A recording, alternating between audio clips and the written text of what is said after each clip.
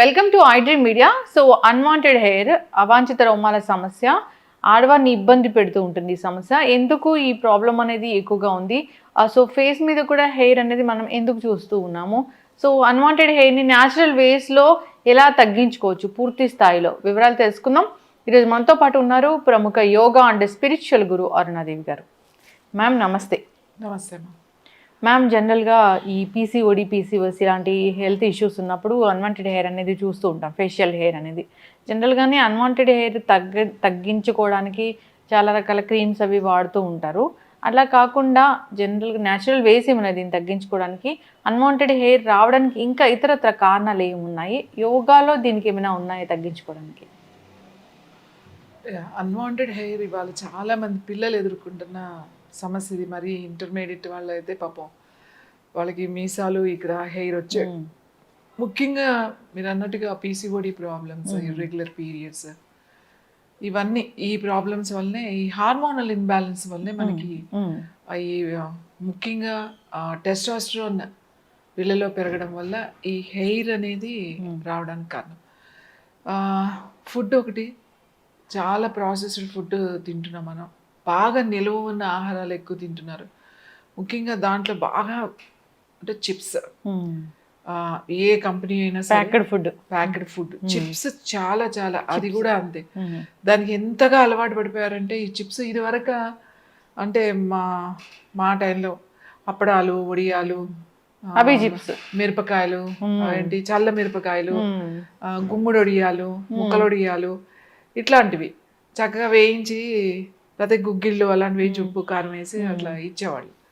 అప్పడాల మీద కూడా అన్నీ వేసి ఇచ్చేవాళ్ళు. ఇప్పుడు అసలు అవి తినేవాళ్ళు ఎంత తక్కువైపోయారంటే పిల్లలు కూడా తినేవాళ్ళు కాదు. అప్పట్లో ఇంతంత డబ్బాలు, ఇంతంత సంచుల్లో పెట్టి వేసవికాలంలో పెట్టి ఇంట్లో ఉంచేవాళ్ళు పిల్లలకి. ఇంటికి రాగానే కాస్త మురమరాలు అవి కలిపి ఇవ్వడం, ఓ రోజు ఈ వడియాలు ఇవ్వడం, అట్లా చేసేవాళ్ళు. అదే చాలా బాగుండేది. ఇప్పుడు అసలు ఎవరు వడియాలు వేయించి అప్పడాలు వేయించిస్తే తినేవాళ్ళు ఇప్పుడు పిల్లలు లేరు ఎవరికైనా. అసలు చిప్స్, లేస్, ఇంకా ఏ రకరకాల company, potato chips, onion chips, olive chips, potato chips, olive chips, అదే బనానా చిప్స్, ఇవి ఫ్లేవర్స్ అందులో విపరీతంగా. అసలు వాళ్ళు అందులో ఏ ఆయిల్లో వేయిస్తాడో మనం చూస్తూ ఉంటాం బయట. ఆ 5 రూపీస్ చిప్స్ తిని 5 lakhs బిల్ అవుతున్న పరిస్థితి మనం చూస్తాం. సో తర్వాత నూడిల్స్, ఈ ఇన్స్టెంట్ నూడిల్స్ అంటే మామూలుగా ఒట్టిగా మనం నూడిల్స్, హోమ్ మేడ్ నూడిల్స్ తెచ్చుకుని మన స్టైల్లో మనం వండుకుంటే అదేం పర్వాలేదు. కానీ ఈ నూడిల్స్ మసాలా ఉంటుంది చూడండి, ఆ మసాలాలో కలిపే కెమికల్స్ ఉంటాయి కొన్ని. ఆ టేస్ట్ ఒకటి బాగా అలవాటు పడిపోయారు. 2 minutes, అన్ని 2 minutesలో ఉండేవి చాలా వచ్చేసినాయి ఇప్పుడు. ఈవెన్ ఉప్మాలు కాడి నుంచి అన్ని instant idli, instant dosa, instant ఇది, ఇన్స్టెంట్ మిక్స్లు. అంటే మనం ఇంట్లో ఇన్స్టెంట్ గా చేసుకునేవి వేరు, అందులో మనం ఏం కలపం. ఏదో 15 రోజులు 20 రోజులకు చేసుకుంటాం, అయిపోతే మళ్ళీ చేసుకుంటాం పిండిలు. అలా కాకుండా మీరు బయట ప్యాకింగ్ దొరుకుతుంది చూడండి, ఇన్స్టెంట్ కర్రీస్, పన్నీర్ కూర, ఇవన్నీ ఉంటాయి కదా. తర్వాత ఇన్స్టెంట్ గా చేసే పరోటాస్, ఇంకా చాలా వచ్చేసాయి. ఇవాళ అసలు కూరలు, పాలక పన్నీర్ తెచ్చేసుకుని అది జస్ట్ హాట్ వాటర్ లో డిప్ చేసేసుకుని తినేస్తారు. అందులో కలర్స్, తర్వాత బయట ప్రిజర్వేటివ్స్ లేకుండా అవి ఎలా ఉంటాయి. ఇంకా మనం ఇప్పుడు ఫంక్షన్స్ కి వెళ్తున్నాం చూడండి, ఆ ఫుడ్ కి నిజంగా నమస్కారం పెట్టచ్చు. ఆ ఫంక్షన్స్ లో వాళ్ళు పెట్టే ఫుడ్, పన్నీర్, పాలకూర పన్నీరు ఎలా ఉంటది, పాలకూర గ్రీన్ గానే ఉంటది కదా, దాంట్లో గ్రీన్ కలర్ కలుపుతాడు.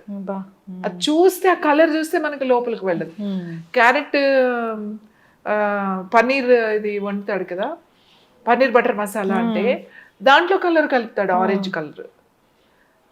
కద్దు మీఠా అని అంటాడు, దాంట్లో కలర్ కలుపుతాడు, గ్రీన్ కలర్. అసలు ఫుడ్ కలర్స్ ఎంత విపరీతంగా వాడుతున్నారంటే పర్టికులర్గా ఫంక్షన్స్ లో. అసలు ఈ ఫంక్షన్స్ చేసేవాళ్ళు ముందు చెప్పాలి, కలర్స్ వేయడానికి వీలు లేదు.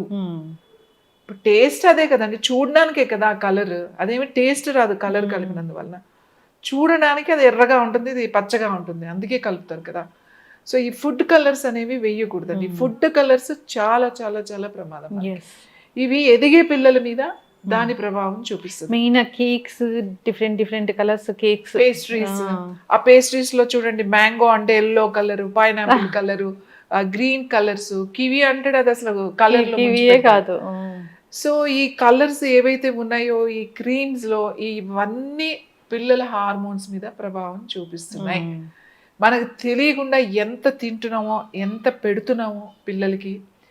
ముఖ్యంగా నట్స్ ఉంటాయి కదా, నట్స్ ఉన్న చాక్లెట్స్, చాలా కంపెనీస్ లో నట్స్ ఉన్న చాక్లెట్స్, అవి కూడా అస్సలు మంచివి కదా. నట్స్ ఉన్న చాక్లెట్స్, ఆ డ్రై ఫ్రూట్సే కదా, కొంచెం చాక్లెటే కదా అని తింటాం. చాక్లెట్ మంచిదే, ఏది చాక్లెట్ మంచిది, డార్క్ చాక్లెట్ మంచిది. కానీ ఎవరు తింటారు డార్క్ చాక్లెట్? అది కొంచెం క్వాంటిటీ, అది కూడా తినే వాళ్ళు కూడా తినలేం. అది ఎందుకంటే కొంచెం ఆ బిట్టర్ చేదు టేస్ట్ ఉంటుంది కదా. మిగతా అన్ని ఇందులో ఏమో డాల్డా ఉంటుంది. ఏదైతే ఈ చాక్లెట్స్ ఉన్నాయో, ఈ మిల్క్ చాక్లెట్స్, నట్ చాక్లెట్స్ ఇవి ఉంటాయి, దాంట్లో ఎక్కువ డాల్డా కలుస్తుంది. ఇంకేం ఫ్యాట్ కలుస్తుందో మనకు తెలియదు.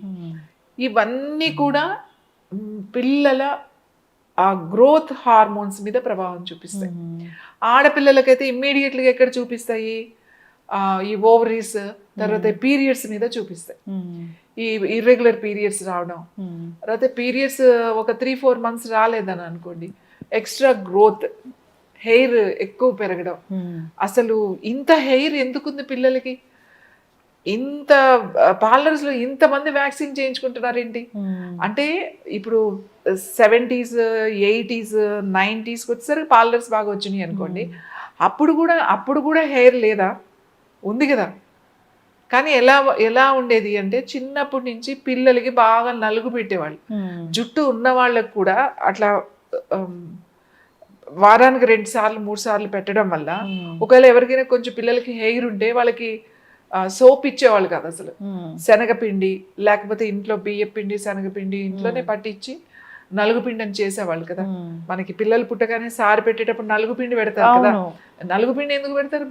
పిల్లల సారులో ఖచ్చితంగా నలుగుపిండి వాడతారని. ఆ నలుగుపిండి పెట్టాలి పిల్లలకి. అదే పిండి ఎక్కువ పిండితో స్నానం చేస్తే ఈ గ్రోత్ ఆగిపోయేది. చక్కగా మసాజ్ చేసుకుని మీగడతోనూ, పాల మీగడ, లేకపోతే పెరుగు మీద మీగడ, లేకపోతే పాలు పిండిలో కలపడం, లేకపోతే వెన్నపూస కలపడం, ఇట్లా పెట్టి పిల్లలు కూడా ఇంకా సండే రోజు, సాటర్డే రోజు కూర్చోబెట్టి పిల్లలకి మంచిగా, ఆడపిల్లలు అయితే వదిలే పనే లేదు. అందులో కొంచెం పసుపు కలిపేది బాగా నలుగు పెట్టి, కుంకుడికాయ పెట్టి మంచిగా చేపించేవాళ్ళు. కాబట్టి ఏమయ్యేదంటే ఆ గ్రోత్ అలా చేయగా తగ్గిపోయేది, వచ్చేవి కాదు. ఇప్పుడు ఎవరికి అంత టైం లేదు, అంత ఓపిక లేదు. చాలా అసలు పెట్టే అంత టైం కూడా ఉన్నా కూడా తీసుకునే లేదు. అందరికీ ఇన్స్టెంట్ కావాలి. ఈ ఫస్ట్ ఫుడ్లోనే ఇంపార్టెంట్. ఫ్రెష్ ఫుడ్ తినడం, బాడీకి ఫిజికల్ యాక్టివిటీ ఉండాలి. అస్సలు ఫిజికల్ యాక్టివిటీ లేకపోవడం కూడా ఒక కారణం. ఏదో ఫిజికల్ యాక్టివిటీ అంటే ఊరికి అటు ఇటు తిరగడం కాదు, ఖచ్చితంగా ఎక్సర్సైజ్ ఉండాలి. తర్వాత ఇలా గ్రోత్ ఇలా ఉన్న వాళ్ళకి, వస్తున్న వాళ్ళకి కాస్త డైట్, ఎక్సర్సైజ్ కనుక చేస్తే ఇందులో చేంజెస్ ఖచ్చితంగా వస్తాయి. హార్మోన్స్ మళ్ళీ బ్యాలెన్స్. మేము అందుకే చెప్తాం, యోగా చేయండి. మీ హార్మోన్స్ ముందు, మనకి యోగాలో ఏంటంటే గ్లాండ్స్ మీదే ముందు ప్రభావం చూపిస్తుంది. మీ ఏదైతే ఇర్రెగ్యులర్గా ఉన్నాయో అవి రెగ్యులర్ అవుతాయి, అలాగే బ్యాలెన్స్ అవుతాయి. Hormones is very important. ఈ హార్మోన్స్ బ్యాలెన్స్ అయినప్పుడు ఈ పిల్లలకి ఇలాంటి ఇష్యూస్ రాకుండా ఉంటాయి, మెల్లమెల్లగా తగ్గిపోతూ ఉంటాయి అన్నమాట. సో అలా ఎక్కువ అప్పుడు ఫేస్ మీద వచ్చినప్పుడు, లేకపోతే ఇట్లా వచ్చినప్పుడు, అప్పుడు ఇది పటిక ఉంటుంది కదా, ఆలం అంటారు. అవును, పటిక, ఆలం అని అంటారు కదా, తెల్లది. అవును, అది గుమ్మానికి కడతాం. గుమ్మానికి, దిష్టికి అది కడతారు కదా. అది మంచిగా ఈ ఫేస్ మీద, ఈ ఎక్కువ గ్రోత్ ఉన్న దగ్గర బాగా రాసుకోవడం, ఈ హ్యాండ్స్ మీద, దీని మీద మెల్లగా అట్లా రాయడం, రాస్తూ ఉంటే ఆ గ్రోత్ తగ్గుద్ది అన్నమాట. ముఖ్యంగా వాళ్ళు నలుగు పెట్టుకోవడం అలవాటు చేసుకోవాలి. న్యాచురల్గా వాళ్ళు కనుక నలుగు పెట్టుకోవడం అలవాటు చేసుకున్నట్టయితే, వారానికి కనీసం 2 రోజులు నలుగు పెట్టుకున్నట్టే, వాళ్ళకి ఏ పిండి పడితే ఆ పిండి, శనగపిండ, లేకపోతే పెసరపిండ, లేకపోతే వరి పిండ, ఏ పిండి అయినా మంచి పిండి, ఆ పిండి పెట్టుకుని సీజనల్గా ఫ్రూట్స్ దొరుకుతాయి మనకి. ఇప్పుడు పుచ్చకాయ ఉంటుంది, అరటిపండు ఉంటుంది, సపోటా ఉంటుంది, లేదా మ్యాంగో సీజన్లో మ్యాంగోస్ ఉంటాయి. కొంచెం పల్పు ఉంటుంది, ఎంత లేదన్నా ఒక అరటిపండు కొంచెం బాగా పండిపోయినవి ఉంటాయి, కట్ చేసి పెడితే ఒక ముక్క మిగిలే ఉంటుంది. పప్పాయి పండు కానీ ఏదైనా, ఆ పిండిలో కొంచెం అది కలిపేసేసి కొంచెం మంచిగా ఫేస్కి అది నలుగు పెట్టుకున్నారనుకోండి, అసలు మీరు ఏం పెద్ద పెద్దగా కష్టపడక్కర్లేదు. అవును. ఆ గ్లో ఉంటుంది, సర్క్యులేషన్ బాగా అవుతుంది, తర్వాత మీకు అన్వాంటెడ్ హెయిర్ కూడా రాకుండా ఉంటుంది. ఎస్. ఇప్పుడు హెయిర్ ఉంటే అందరూ లేజర్కి వెళ్తున్నారు, ఎందుకంటే అంత హెయిర్ ఉన్నప్పుడు మనం అవును. ఖచ్చితంగా లేజర్కి వెళ్ళాల్సిందే, లేకపోతే అది అనీవెన్గా పెరిగి మ్మ్. కొంతమందికి అది చాలా ఫెయిల్ అవుతుంది. నేను ఏమంటానంటే ఇలాంటి ఇష్యూస్ ఉన్నాయి కాబట్టి మనం ముందు నుంచి పిల్లలకి మ్మ్. ఖచ్చితంగా వాళ్ళకి నలుగు పెట్టి స్నానం చేయించడం, ప్రతిరోజు వాళ్ళకి యోగా అనేది వాళ్ళకి అలవాటు చేయడం, మ్మ్.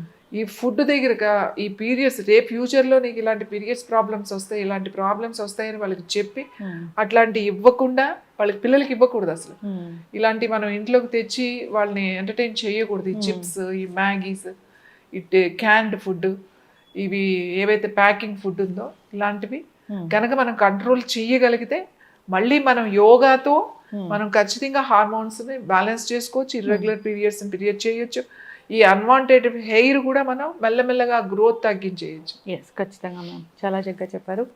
ఎందుకు వస్తుందంటే రూట్ కాజ్ అది హార్మోన్ ఇంబ్యాలెన్స్ వల్ల వస్తుందని, దాన్ని కరెక్ట్ చేయొచ్చు యోగా ద్వారా అండ్ హెల్దీ డైట్ ద్వారా. ఇక అంతేకాకుండా ఇష్యూ వచ్చింది అన్నప్పుడు మీరు హోమ్ రెమెడీస్ చాలా చక్కగా చెప్పారు. ఇక అంతేకాదు నలుగు పిండి స్నానం అనేది మన ఎప్పటి నుంచో వస్తున్న ప్రాచీన ఆచారం కూడా, దాన్ని మర్చిపోయాము. జనరల్గా ఏవైతే ప్రాచీన పద్ధతులు మర్చిపోయాము, ఆచారాలు సంప్రదాయాలు, హెల్త్ ఇష్యూస్ అనేవి వస్తూ ఉన్నాయి. అందరూ కూడా ఒకసారి మళ్ళీ రిమైండ్ చేసుకొని పాటించాలని కోరుకున్నాం. ధన్యవాదాలు మ్యామ్.